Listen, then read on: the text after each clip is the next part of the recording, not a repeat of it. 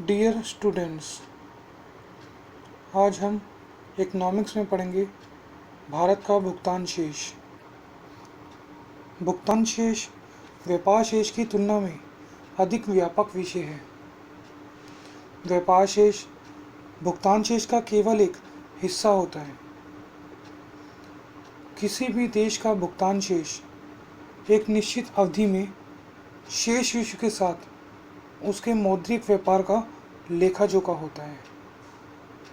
यह केवल किसी देश के आयात निर्यात से ही संबंधित नहीं होता, बल्कि सेवाओं और अदृश्य मदों के भुगतान भी इसमें शामिल होते हैं, जैसे विदेशी बैंकों, जहाजरानी, बीमा कंपनियों के भुगतान, विदेशी ऋणों पर ब्याज, उपहार आदि इसमें शामिल होते हैं। भुगतान शेष में व्यापार शेष की तरह घाटा या अधिशेष नहीं होता। यदि समस्त लेन देन बराबर होते तो भुगतान शेष की स्थिति समान होती। यदि भुगतान शेष में लेन और देन सभी पक्षों में समानता प्राप्त हो जाए तो देश के लिए चिंता का कोई कारण ही नहीं होता।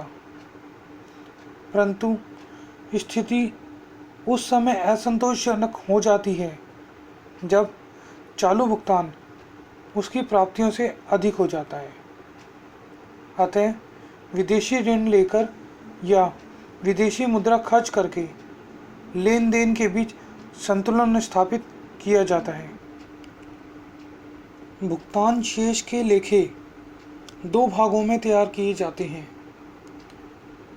पहले भाग में चालू खाता होता है, जिसमें दृश्य अदृश्य आयात निर्यात का भुगतान और प्राप्तियों का लेखा होता है, तथा दूसरे भाग में पूंजीगत भुगतान और प्राप्तियों का लेखा होता है।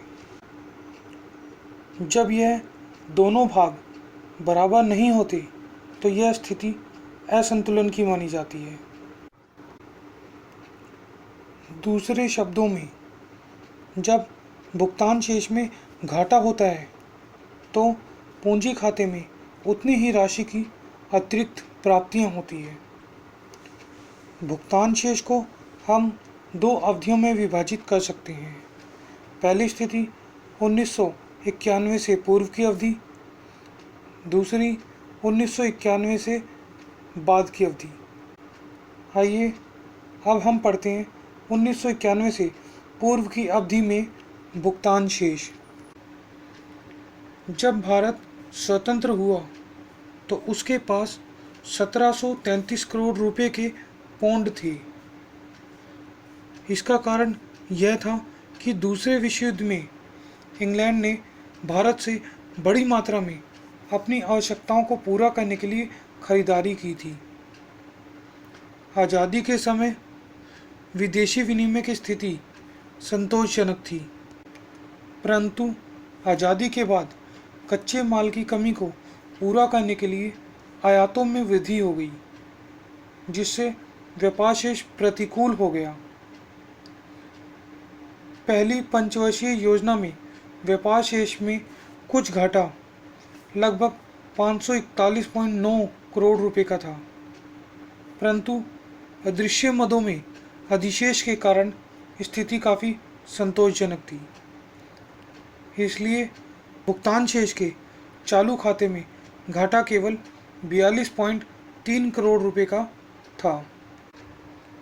1956-57 के बाद के काल को विमल जालान ने 3 अवधियों में विभाजित किया था, जो इस प्रकार हैं। अवधि 1 1956-57 से 1975-76। इस पूरे काल में भुगतान शेष में काफ़ी घाटे हुए और देश की भुगतान स्थिति काफ़ी नाजुक रही। इस अवधि में भारत को 3 युद्ध भी करने पड़े। 1962 में चीन के साथ, 1965 व 71 में पाकिस्तान के साथ। कई अकाल भी पड़े व सूखों का सामना भी करना पड़ा, जिससे भुगतान शेष पर प्रतिकूल प्रभाव पड़ा।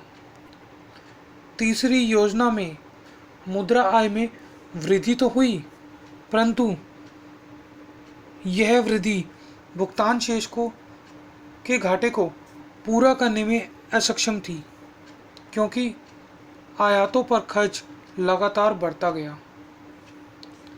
कल पूर्जों व मशीनरी के आयात पर काफ़ी खर्च करना पड़ा। उस समय मानसून भी अनुकूल नहीं था, जिससे व्यापार शेष में 2400 करोड़ रुपए का घाटा हुआ। तेल निर्यातक देशों के संगठन यानी ओपेक ने 1973 में कच्चे माल की कीमतों का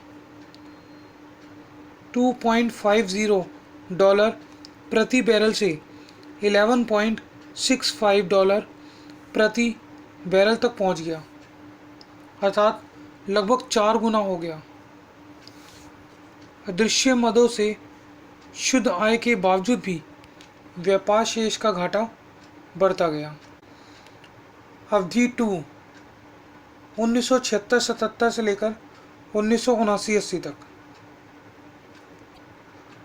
1991 से पूर्व की अवधि में केवल 4 वर्ष यानी कि 1976 से 80 तक यही एक ऐसे वर्ष थे जब भुगतान शेष की स्थिति अच्छी कही जा सकती थी। इस अवधि में चालू खाते में घाटे के स्थान पर कुल घरेलू उत्पाद का 0.6% का अधिशेष था। भुगतान शेष की स्थिति संतोषजनक होने के कई कारण थे, जैसे नंबर 1, तेल निर्यातक देशों में बड़े पैमाने पर भारतीय लोग जाकर काम करने लगे और अपनी आय भारत में अपने परिवारों को भेजने लगे। नंबर 2, 1975-76 में भारत की निर्यात आय में 31% की वृद्धि हुई। इस अवधि में अंतर्राष्ट्रीय वातावरण व्यापार के अनुकूल था। नंबर 3, तेल संरक्षण यानी ऑयल कंजर्वेशन के लिए उठाए गए कदमों के कारण और अपने ही देश में तेल उत्पादन में वृद्धि के कारण आयात को रोकने में सफलता मिली। नंबर 4, तेल निर्यातक देशों में कई भारतीय कंपनियों को इन देशों में सड़क, हवाई अड्डे, गृह निर्माण कार्य आदि के ठेके प्राप्त हो गए। इससे देश को बड़ी मात्रा में विदेशी विनिमय प्राप्त हुआ। नंबर 5, इन सबके अतिरिक्त भारत का अंतर्राष्ट्रीय मुद्रा कोष में विदेशी सहायता भी मिलती रही। अवधि 3 1980-81 से 1992-93। इस अवधि में भुगतान शेष की समस्या काफ़ी गंभीर रही। पहले 4 वर्षों में व्यापार शेष में घाटा प्रतिवर्ष लगभग 6000 करोड़ रुपए या उससे अधिक का था। 1980-81 में अदृश्य मदों से आय 4311 करोड़ रुपए थी, जो 1989-90 में कम होते होते 1025 करोड़ रुपए रह गई। 1990-91 में खाड़ी युद्ध के कारण भुगतान शेष की समस्या और गंभीर हो गई। व्यापार शेष में 16,934 करोड़ रुपए के भारी घाटे के साथ अदृश्य मदों से आय भी ऋणात्मक होती चली गई। भुगतान शेष संकट। स्वतंत्रता प्राप्ति के बाद सन 1991 में भारत ने पहली बार भुगतान शेष संकट का बहुत कठिनाई से सामना किया। इस संकट के तीन प्रमुख कारण थे।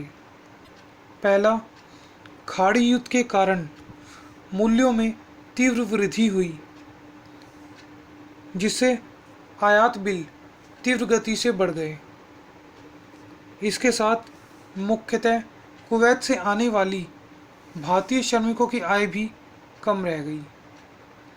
नंबर 2, सोवियत संघ के विघटन के कारण निर्यात में भारी गिरावट आई। नंबर 3, घरेलू राजनीतिक अस्थिरता होने के कारण भुगतान शेष संकट को बहुत ही ज़्यादा कठिनाई का सामना करना पड़ा।